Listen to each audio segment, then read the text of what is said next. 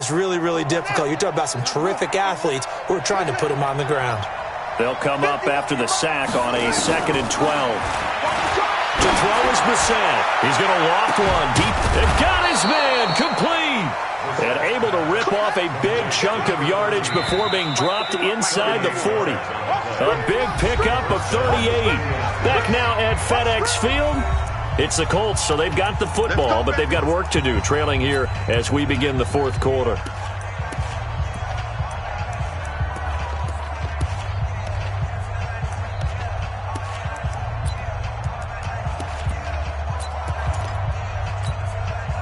So from the 39 now, they'll come up on a 1st and 10. Brissett sets to throw it. That's into the hands of Pascal. That'll be a pickup of 4 as they work with his 4-point 4th quarter lead. 4 yards on that last completion, so that sets up 2nd and 6.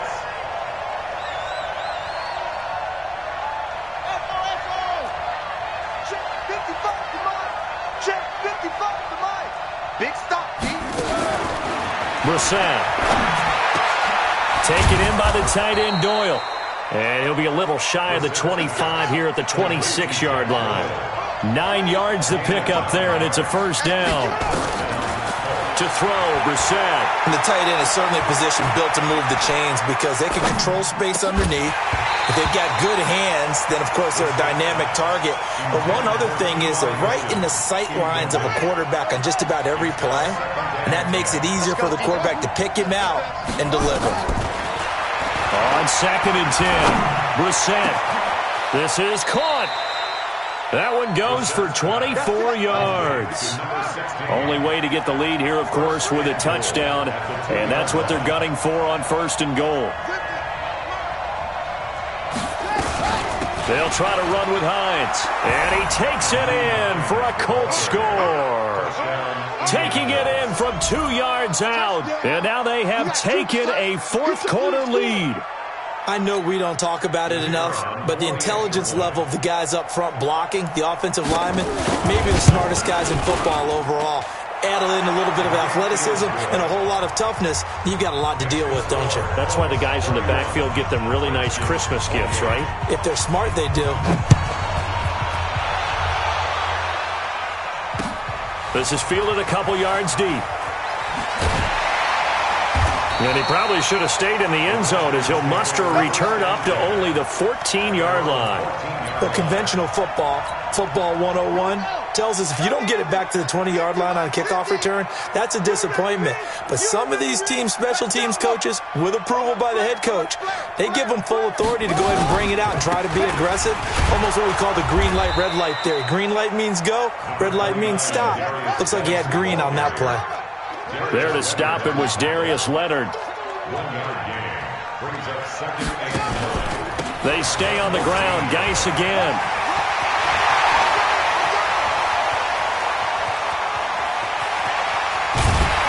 And he takes it all the way down to the 28-yard line. A big play there out of Geis. Give him 58 yards on the ground. First and 10 at the 28-yard line. So that changes things in a big way. Now from all the way down inside the 30, here's 1st and 10. Here's Geis. And he is going to lose yardage here. The Colts going to use the first of their timeouts. It's just their first. They'll be down to 2 remaining as we step aside here in the 4th quarter.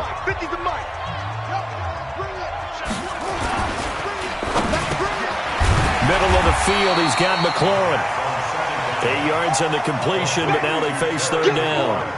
And just a small glimpse there as to why they like this rookie so much. And that's why they lit up a little bit in our meetings with the coaching staff, didn't they? When we talked about him, they did. Yeah, you know, they like his work ethic. You know, this guy's running every route well in the route tree and getting better at it all the time, really honing his game. They expect a pretty good jump out of him as things continue to move on. So it's Redskin football here as we welcome you back. And let's see what they've come up with offensively after having time to talk it over. Lucky.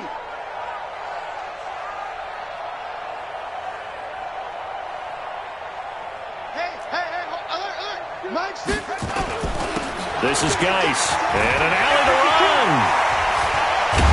And down inside the 15, shy of the 10. And quickly we're going to get another stop here with 1:54 left as they call the timeout defensively. Now after the run by Geis, here's 1st and 10.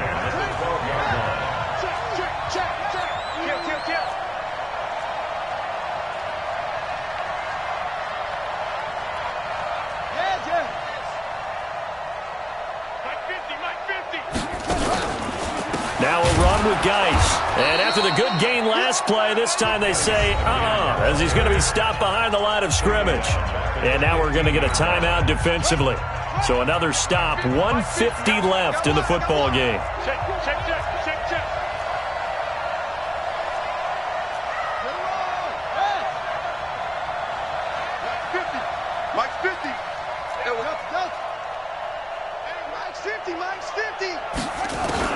Here we go with Haskins.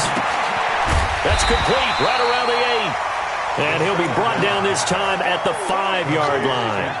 They'll wind up getting 10 back as that sets him up for 3rd down. Here's the 7th play of this drive. This is 3rd and 4.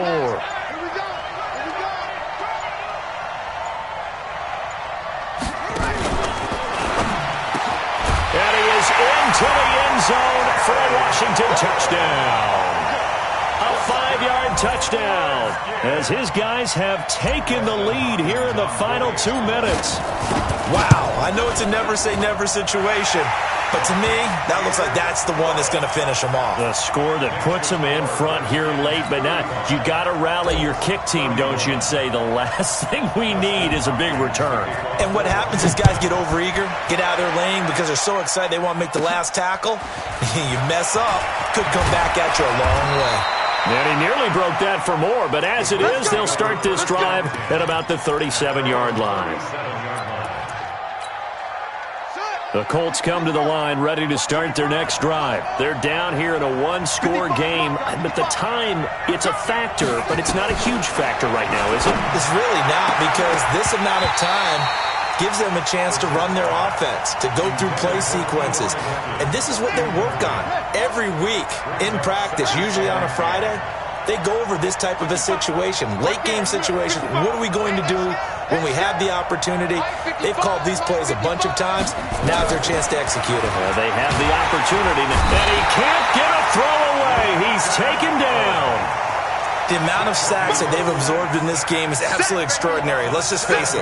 This offensive line, flat out, cannot handle this pass rush. It's been demonstrated time and time again. Brissett. And he can't get a throw off. He's taken down. What a huge play at this point in the game.